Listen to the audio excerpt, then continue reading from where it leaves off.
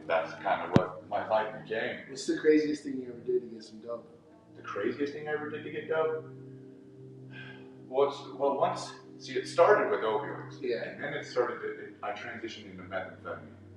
Mm. Yeah, so once, because I didn't like being sleepy, the opiates used to make me feel real euphoric at first. Yeah. I was up. Oh, I feel good. And then I started to just... Took so much that it just wanted to go to sleep, and I don't like it. Exactly. It was not fun at all. So I was like, oh, I need to be awake. And my dealer was like, yo, try this. I was like, what? He's like, oh, it's meth. I was like, oh, I was like, all right, whatever. So it's kind of gross, but sure, I'll try it. And sure enough, I loved it. So when I got on meth is when things started to get weird. That's when meth makes you into a completely different person. You lose the whole sense. Exactly. You're a creature. That's what I used to call. That's what I used to call myself. I said, I'm a creature of the night, because I'm just like at night, just like lingering around. Like, shouldn't I be asleep right now? It's like, no, dude, I gotta go fucking find some electronics that I have no use for. Hold up, I gotta fold my clothes for the 19th time tonight. So that's when when you get a meth and you're like up for days straight, like you just get fucking weird. And I just remember like some of the worst thing I did. I used to do this thing where I would have like fake money and I would hand it to the dealers and then I would just run. Like just start sprinting as fast as I could. On sight. God, like, I didn't want to hurt anybody. I just wanted to get high, so I'd like map it out and be like, okay, this is where I'm good. This is my path to run from, and that's what I used to do. I used to grab and run, and it ruined my. You plan it out? Oh, I planned it out. I'd be like, okay, I'm gonna run here. Heist. This door. I'm gonna walk through this door, then out this door, then I'm gonna circle back around to see if they can see me, and I would just sit in a bush for like 2 hours. Oh man. Yeah. That was like again, it was just weird shit. Best way that I can put it. Yeah. Did you ever do the meth and the heroin at the same time? Yeah, I did that once, and that's like goofballs, right? Goofballs. Some people might not know what goofballs are. Can you explain what goofballs are? Yeah, so goofball is when you mix your for me it was mixing methamphetamine and black tar heroin together, right? And it gives you like that euphoric up feeling. And for me, like I call it you ever seen like Daffy Duck? He's like, that's what it felt like. I was like bouncing around, like while feeling like that euphoric feeling. And it makes you extremely sick. I would throw up every time, so I didn't like it. What are the dangers of goofballs? The dangers of goofballs? Yeah. I would say, I mean, you're gonna have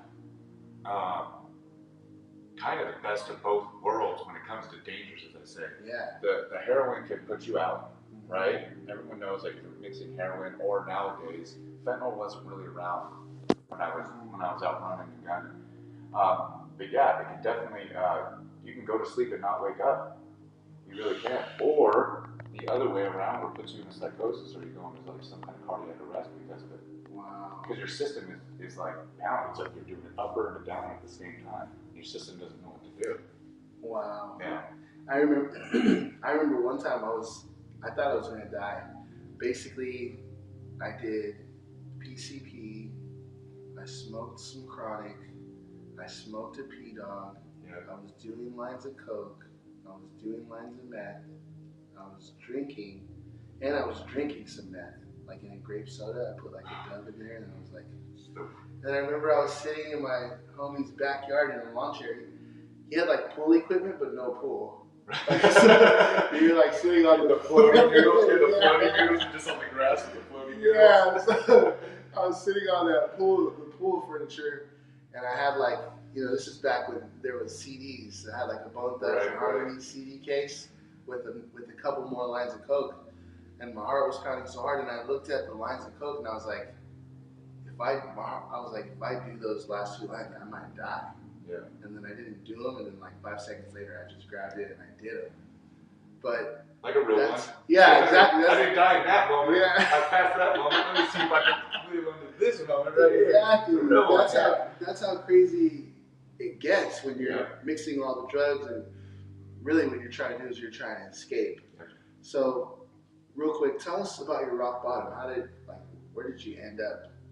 Yeah, you know, my rock bottom had many different faces, many different shapes and sizes. But for me, the worst part was my rock bottom is when the drugs stopped working.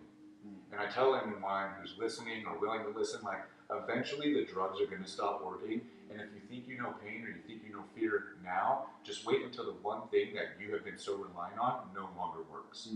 And I remember being in a hotel, and it was like this dingy motel, and I was just lying on my back crying, like praying God to help me because I did all the drugs I could do. I had a bunch of dope.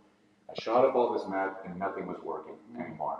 Like I still felt the same. Like we were talking about, like that escape, I couldn't escape it anymore. Even with the one thing that I was so sure was going to keep me in that like disconnection for so long is no longer working. And I said, holy shit, now what am I going to do? Right? And that's why I just remember being on my back in this motel, just crying, just begging God for help. Like, please help me. Please help me. And it just so happened, like, my phone actually was working. Like, my phone's, you know, I was always in text now, Wi-Fi, you know what I mean? And I had my phone just so happened to be working. I called my friend, and he helped me get out of that hotel room. And he got me into treatment. And I've been, you know, that was over 4 years ago. Wow. Yep, over 4 years ago. Wow. My sobriety date is December 4th, 2018. Congratulations, man. Yep. It's only the beginning. It really is.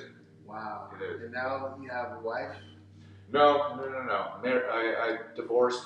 Okay. Yeah, that ended many years ago. Rightfully so. You know, I was emotionally disconnected. Yeah. And I wasn't in my right mind. And, you know, I didn't really know what I wanted at that time. But no, now, 4 years sober, you know, I'm very, very grateful to be where I'm at right now. I got 2 wiener dogs. Love my wiener dogs. You know what I mean? Like, there's just certain Teddy and Cooper. Okay. Teddy and Cooper. And Teddy and Cooper.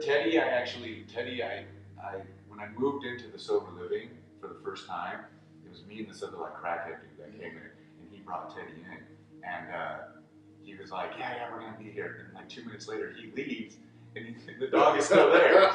So the dude just banded Teddy, and I was like, yo, who's gonna take care of this wiener dog? And they were like, I guess you can.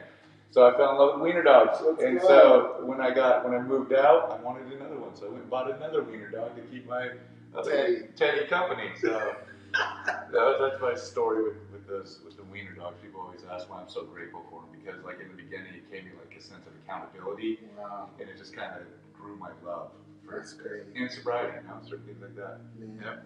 Well, if you have 30 seconds to share one more message of hope to somebody, what would you say? You know, we got to put our ego aside. You know, the help is out there. The help is there. You just have to be willing to accept that help, right? Sobriety is not meant to be fun. It's not meant to be easy. It's going to be very challenging. That's the whole point of it, right? But the more challenging, the more uncomfortable I am in sobriety, the more growth I have. And that's always been my message. I love that. Yep. I love that. Stick to the challenges. You're going to get through it. A lot of people, you know, you have friends and family who are struggling. Maybe you're struggling. Please share this content. Let people know about it. Follow, subscribe. The more people, you know, we're reaching like over 120,000 on Facebook. He showed me. I was like, oh man. Every day, like 16 million views on a video. Oh, people are like getting real help. Like, there's a lot of people who they're from other countries. Right. They can't open up about their addiction because then they're gonna just lock them up. Right. So it's going far, man. And people are really getting the help that they need. So please continue to share so we can help more people. Thanks again for coming out, man. Thanks for having me.